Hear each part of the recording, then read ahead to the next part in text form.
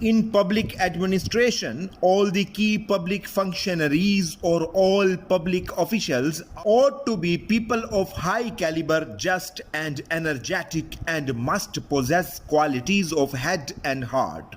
In the word of fourth rightly guided Caliph Hazrat Ali radiyallahu ta'ala anh, they should have the qualities of refinement, experience, alertness, power of comprehending problems, secrecy, freedom from greed and lust. A careful analysis of principles of administration and qualities of an administrator from an Islamic point of view would show that man's personal character is the key to good governance.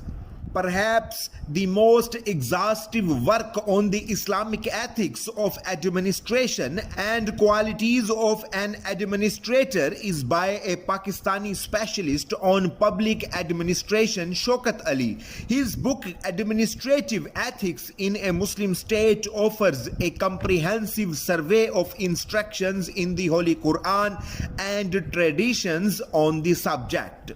The other monumental work on Islamic system of administration is by Dr. Muhammad Al-Bari of Medina University.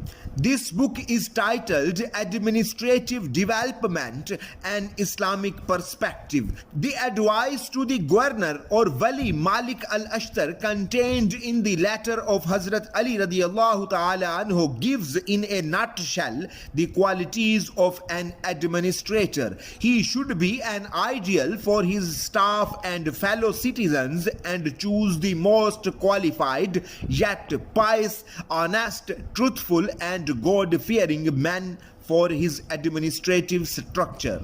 He should be impartial and dispense justice with equity and should be very careful about the backbiters, sycophants, corrupt and scandal mongers. He should constantly remain in contact with his staff, consult them, and should not issue authoritative and arbitrary orders. He should strike against corruption, injustice, and evil usages of authority against citizens, and take responsibility for any defect in his subordinates and staff. He should not reserve for himself or his relatives any common property in which others have share and stake. If studied carefully, this letter of Hazrat Ali is a blueprint for efficient administration. It is based on the golden principles of Islam. The emphasis is on the character of the administrators.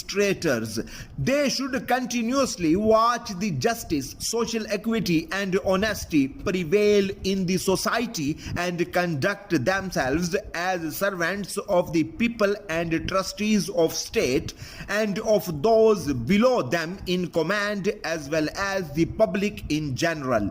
They should love their fellow citizens as they love themselves and their families and not behave like rulers.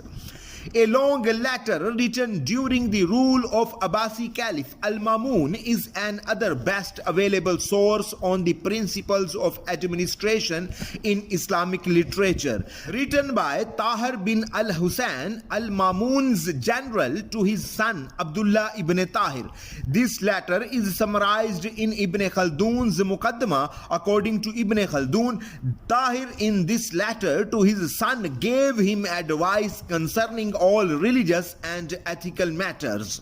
He urged him to strive for virtue and good qualities in a manner so exemplary that no king or commander can do without.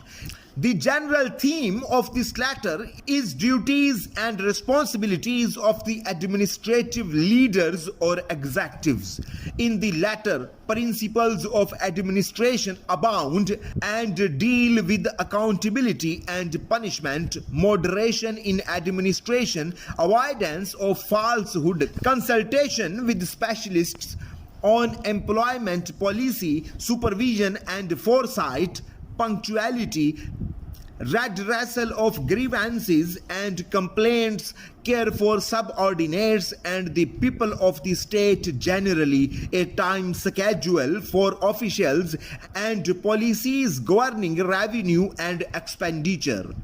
Since Islamic system is democratic in nature and is based on Sharia and the Sunnah, there is no place in this system for dictatorial leadership, authoritarian attitude and one-man decision making. This is the principle which forms a constant current in Islamic system of administration.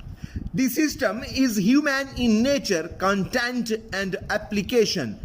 When Hazrat Umar radiallahu ta'ala anhu would appoint a governor, he would invariably advise the incumbent in these words: not to make reception halls so that you are accessible to everyone, not to eat refined flour as it is not available to all citizens of the Ummah, not to wear thin clothes because this would make you easygoing, and not to ride a Turkish horse because this would make you haughty.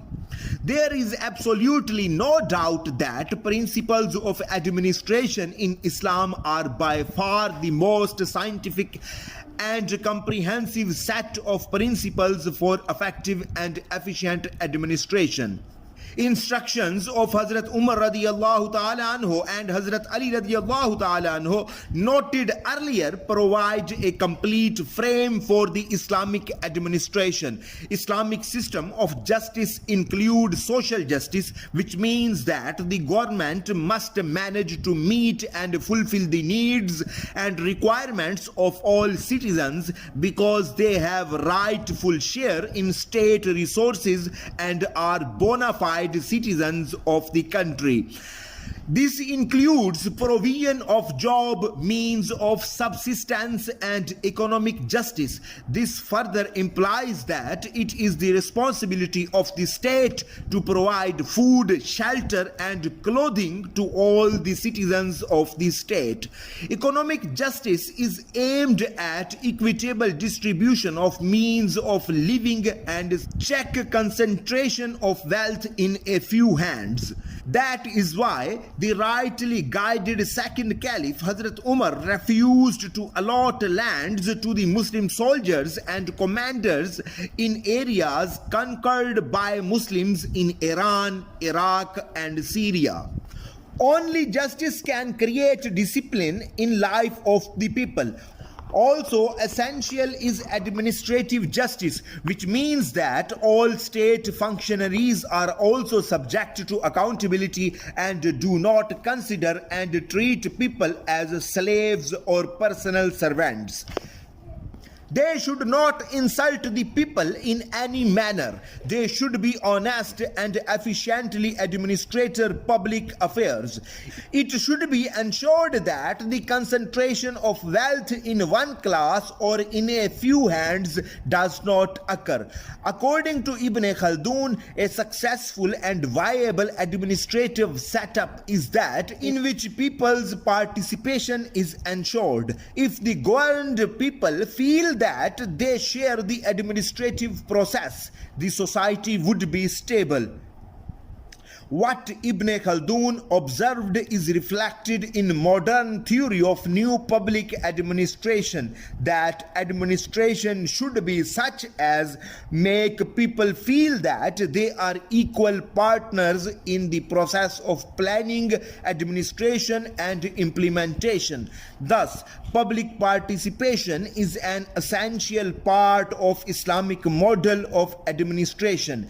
During the caliphate of first four rightly guided caliphs and the rule of Umayyads, and partly during Abbasi rules and under Fatimid in Egypt, public administration was a great success because of its efficiency and God-fearing administrators.